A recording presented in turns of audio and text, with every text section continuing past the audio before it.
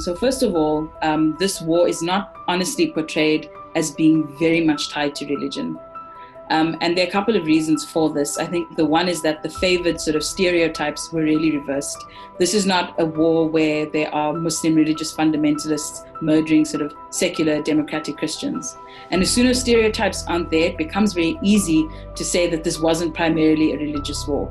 And that's really what, when you read it, they're talking about an ethnic conflict. And it seems quite astounding that from the sides of sort of, journalists, but even academics and people who are looking at military history, but also people that are looking at the legal consequences, because of course there was this tribunal set up particularly to deal with the crimes committed during this war. It seems to be quite missing from the record. When you look at the facts, it just seems very obvious.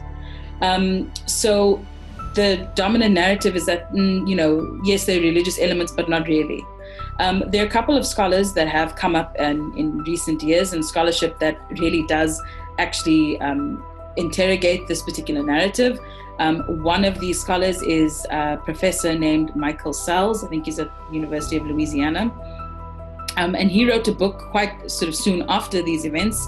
In 1996, he wrote a book called The Bridge Betrayed: Religion and Genocide in Bosnia. And this book really, it's quite strongly worded. And I think he's one of the few scholars that really doesn't mince his words when it comes to talking about what he feels was going on there and the role of religion in this war. So this is what he says. One of the things that he says in his book is, he says, the violence in Bosnia was a religious genocide in several senses. The people destroyed were chosen on the basis of their religious identity. Those carrying out the killings acted with the blessing and support of Christian church leaders. The violence was grounded in a religious mythology that characterized the targeted people as race traitors, and the extermination of them was a sacred act.